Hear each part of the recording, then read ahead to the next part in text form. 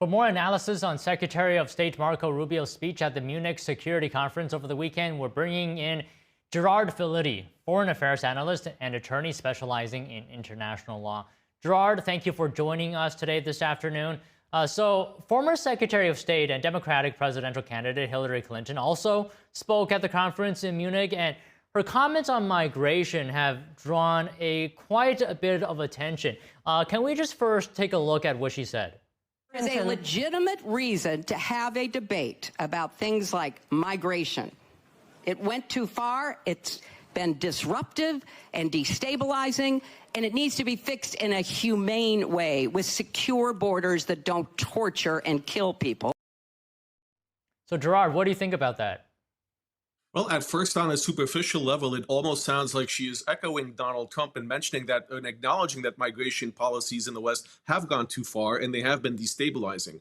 But where we really see a difference with what Hillary Clinton said in Munich is that she wants to see a different system of deportations than allowing people into the country. She would put more emphasis on what she calls a humanitarian method, which means allowing more people in and allowing the process to resolve itself in the United States, not blocking entry at the border. So while some of the language is very evocative of what President Trump is doing, she still maintains a very different approach into the number and the methods of allowing migration into the U.S.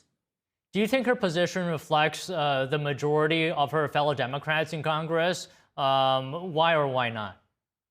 I don't think that it does. I think that many in Congress, or the younger generation of Democrats, the ones we see supporting Zoran Mamdani in New York City or Alexandria Ocasio-Cortez, these are people who have much more progressive views on immigration. They want unfettered, unchecked immigration. They don't care how many people come into the country and want to make it easier for people to migrate to the United States without checks, without controls, and without institutional maintaining the border as it currently is. So I think Hillary Clinton represents an older school of Democratic thinking, which is not shared by younger Democrats who are more populist in their message and their progressive message.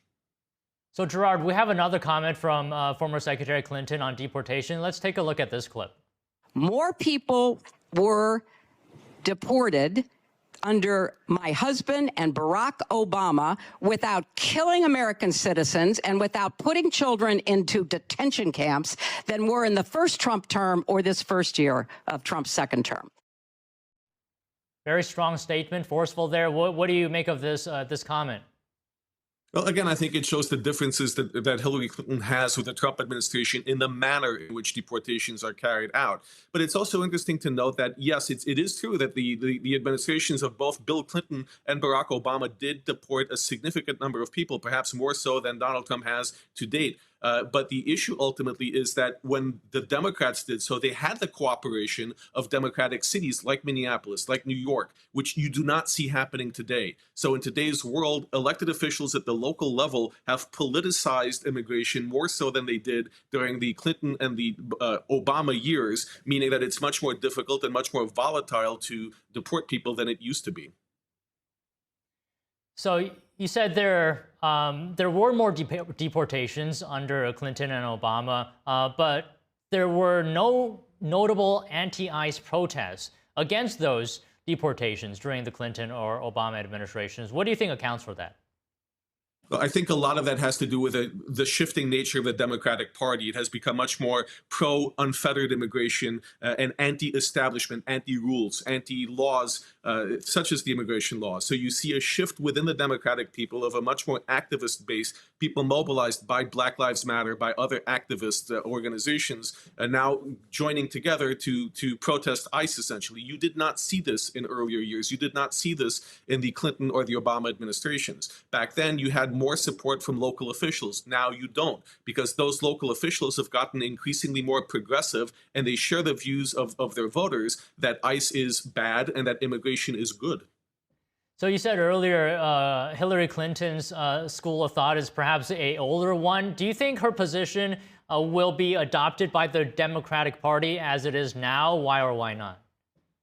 I do not think it likely that her position will be adopted by the Democratic Party. I think that what the Democrats are seizing on is the manner in which she is criticizing Trump's deportation policy, the way he's implementing it. I think that part, being more compassionate and using and making sure that everyone has due process, that will be adopted. But as for a border, I think that what we're seeing from most of the candidates who are likely to be Democratic frontrunners, both in the midterms and in the 2028 presidential election, they have a much more nuanced view where they view immigration itself as a net good. So they do not share the view that Hillary Clinton seems to have, that migration policies in the West have gone too far and that they've been disruptive. The newer generation of Democrats think that this disruption is good. Clinton does not. So I do not think her views are shared or will be put on a Democratic platform anytime soon. Right. Okay. I want to get another couple of comments from you on Secretary Rubio's speech at this conference. Widely seen, praised as well as a unifying message.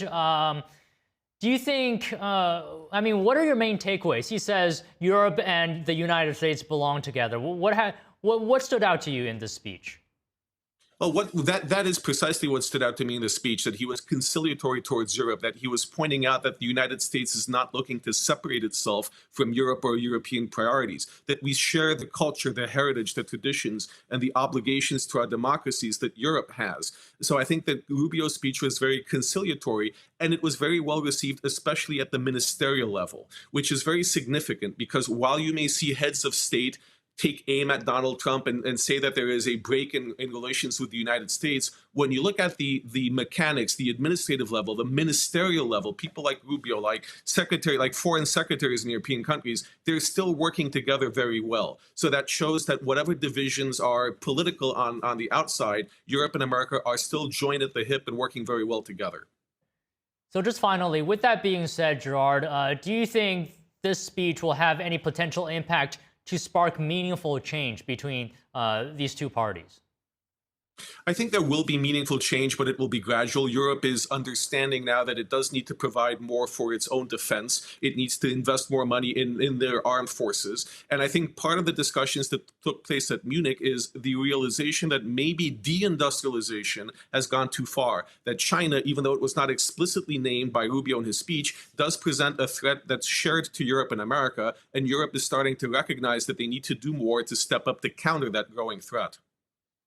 Okay, great comments, Gerard, as always. Thank you for your time. Always a pleasure. Thank you.